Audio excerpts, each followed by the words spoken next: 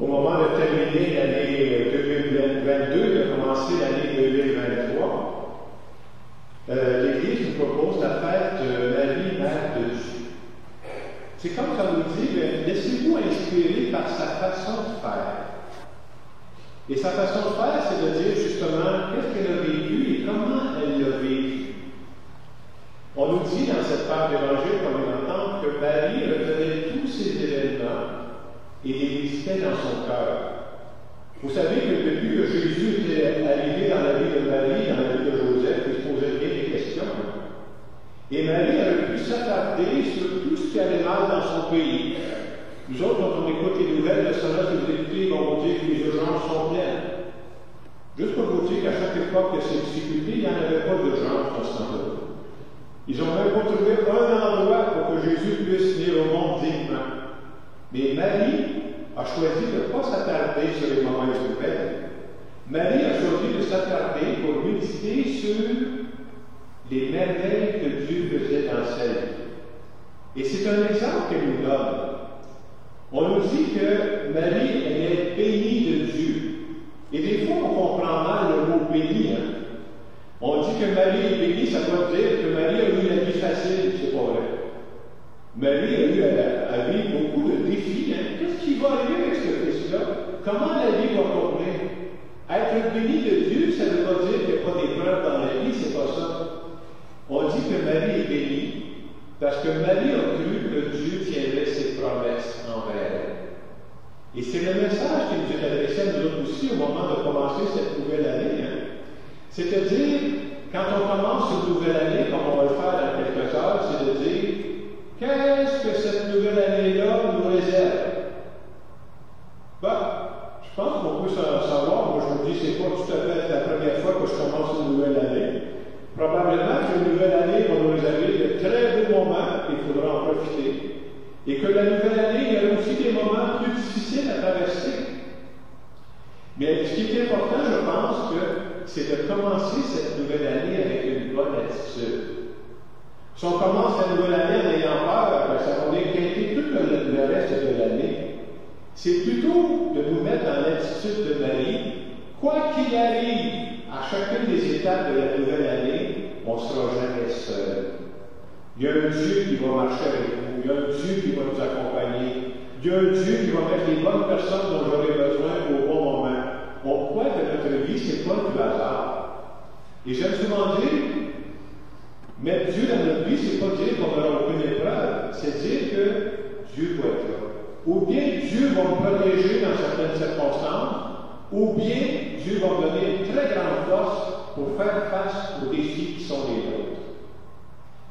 Et quand on célèbre cette messe du jour de l'an, j'aime toujours cette première lecture qui nous est proposée, qui est tirée du livre des Nombres, et qui parle de bénédiction. C'est beau ce qu'on dit dans cette lecture-là. On dit que le Seigneur te bénisse et te garde. Que le Seigneur fasse briller sur toi son visage. Autrement dit, on veut nous dire que nous sommes nous aussi des bénis de Dieu.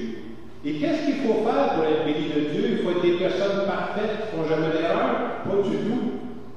Même avec nos limites, Dieu nous bénit. On se dit dans ce début de nouvelle année que Dieu a confiance en nous. Dieu a confiance qu'il va sortir du beau de ce qu'on va vivre pendant cette nouvelle année, et Dieu croit en nous. Et je disais tantôt, le fait qu'on est béni, ça ne veut pas dire qu'on n'aura pas de défis. C'est la vie humaine. Même son fils Jésus a connu les défis.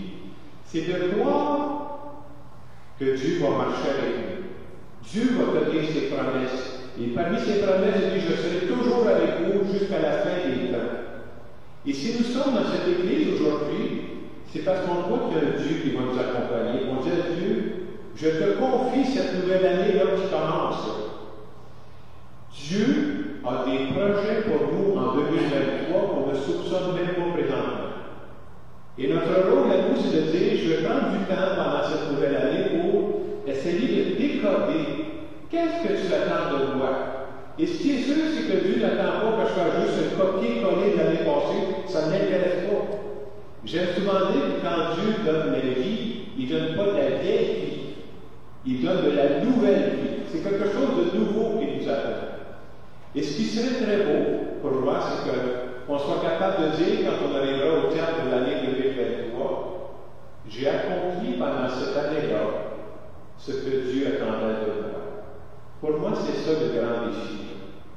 Et moi, je vais vous dire que je vais commencer cette nouvelle année-là avec tous vous autres. Et je suis content de commencer cette nouvelle année-là avec vous. Moi, je suis sûr que Dieu veut nous emmener sur d'autres sentiers, sur d'autres avenues. Je me propose même de travailler là-dessus pour les mois qui s'en viennent. Dieu a quelque chose de nouveau à nous faire vivre dans notre monde. Dieu a quelque chose de nouveau à nous faire vivre aussi dans notre Église. Moi, je suis sûr de ça. Et je peux vous dire que je vais essayer au meilleur de mes capacités de donner le meilleur de moi-même pour être votre pasteur. Et comme j'ai dû souvent dire, laissez-moi pas tout seul, c'est sûr que ça ne marchera pas. J'ai besoin de vous. J'ai besoin de vos prières. J'ai besoin que chacune de nous puisse apporter sa petite part pour que notre communauté devienne de plus en plus vivante. Et en ce début d'année, il y a une tradition que j'ai depuis, je ne sais pas combien d'années que je suis père, je fais ça au jour de l'an. Pour moi, ça a beaucoup de sens. Je vous invite, qui que vous soyez, je vous invite à bénir vos proches. Ça veut dire quoi?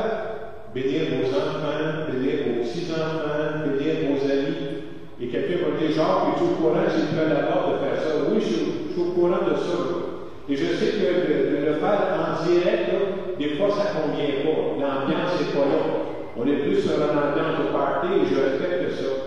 Mais qui nous empêche, ce soir, dans le fond de ma chambre, de demander à Dieu de bénir les personnes, que ce soit mes enfants, mes petits-enfants, mes amis, les nommer? Où certaines personnes me disaient, on met une photo de notre famille, puis je les bénis devant la photo. C'est pas nécessaire d'employer des mots compliqués. Je dis à Dieu, je te demande de bénir. C'est ce que j'ai de plus précieux. C'est les personnes qui font vibrer mon cœur. Viens les bénir, viens les accompagner pendant cette nouvelle année. Et je trouve que c'est une des plus belles prières qu'on peut faire, parce que c'est une prière qui sort du cœur. C'est pas une théorie. Hein? Alors je vous invite, que ce soit ce soir ou demain, dans un moment de prière tranquille chez vous, de faire cette prière-là. Je trouve que c'est une excellente façon de commencer l'année. Et pour que ce ne soit pas juste une théorie, je vous ai donné un devoir, mais j'ai un deuxième devoir que je veux vous donner aussi. Je veux qu'on le vive pendant la célébration. Depuis des années, je fais ça, et pour moi, ça a beaucoup de sens aussi. Je vais vous demander dans un premier temps de me bénir. Vous savez, souvent les gens pensent que la bénédiction, c'est réservé aux prêtres. C'est pas vrai. Tout chrétien peut bénir. Qu'est-ce que ça veut dire, bénir? Souhaiter du bien de la part de Dieu. Je vais vous demander, tantôt je vais faire, je vais mettre à genoux, je vais vous demander de me bénir, c'est-à-dire, je vous demande que vous demandez à Dieu qui m'accompagne. Qu'est-ce que c'est la bonne façon d'être un prêtre en 2023? Je ne sais pas. Je le cherche et je le veux, par exemple. Et c'est pourquoi je vous demande de me bénir pour que je sois le prêtre qu'il veut pour la région où je suis ici et pour répondre aux besoins du Québec de 2023. En 1950, Dieu n'avait pas besoin de moi. Puis dans quelques années, je ne sais pas combien d'années, je n'ai plus besoin de moi. Mais présentement, je veux accomplir ce que Dieu attend de moi. Alors la façon de procéder, je vous indique comment on va procéder. Je vous invite à prendre notre prions l'Église.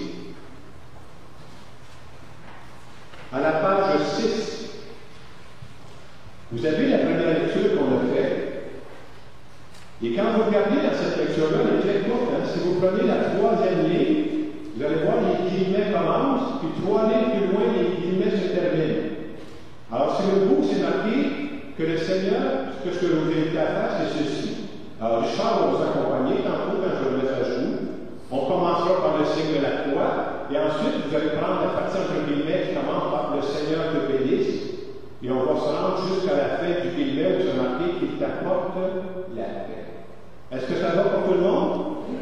Alors, dans un premier temps, je vais vous inviter à vous lever, je vais vous mettre à genoux, et quand vous avez fini de me bénir, on commence par le signe de la croix, on finit par le signe de la croix, je vais vous bénir à mon tour aussi.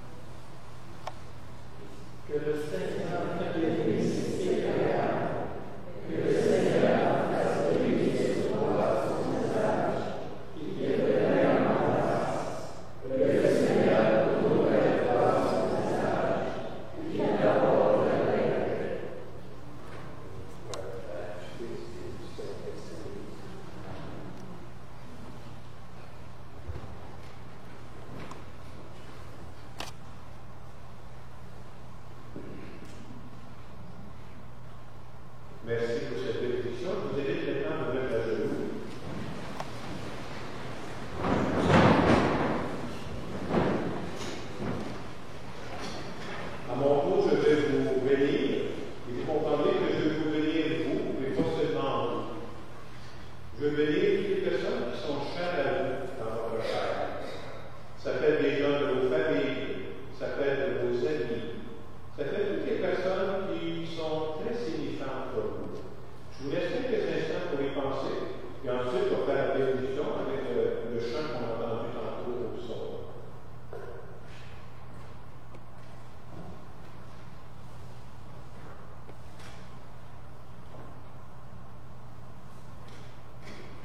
Que le Seigneur vous bénisse et vous garde, que le Seigneur porte vers vous son regard, qu'il vous accorde sa grâce, que le Seigneur vous découvre son visage, qu'il vous donne sa paix.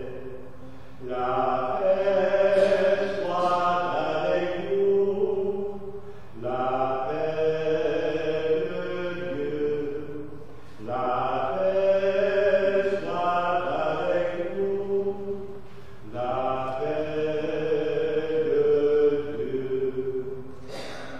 Et que Dieu Tout-Puissant vous bénisse, le Père, le Fils